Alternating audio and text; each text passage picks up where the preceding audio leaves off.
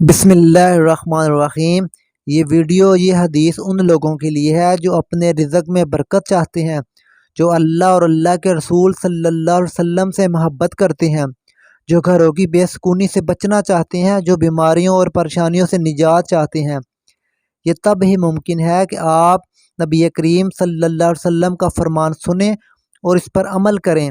شروع کرتے ہیں۔ سب سے پہلی حدیث میں نبی کریم صلی اللہ علیہ وسلم نے فرمایا، جس گھر کے دروازے رشتہ داروں کے لیے بند ہوں اور جس گھر میں رات دیر سے سونے اور صبح دیر سے اٹھنے کا رواج عام ہو جائے، اس گھر سے بے برکتی کو کوئی نہیں روک سکتا۔ دوسری حدیث میں آقا علیہ السلام نے فرمایا، استغفار کو اپنے اوپر لازم کر لو، اللہ سے معافی مانگنا اپنی عادت بنا لو، اللہ تعالیٰ تمہارے لیے ہر غم اور پریشانی سے نکلنے کا راستہ بنا دے گا، اور اللہ تمہیں ادھر سے رزق دے گا جدھر سے تمہیں گمان بھی نہ ہوگا، ادھر سے تمہاری مدد کی جائے گی جدھر سے تم نے کبھی سوچا بھی نہیں ہوگا۔ اس ویڈیو کو اپنے دوستوں کے ساتھ ضرور شیئر کریں جن کے بارے میں آپ چاہتے ہیں کہ ان کے گھروں میں سکون، برکت اور ان کے رزق میں فراوانی ہو۔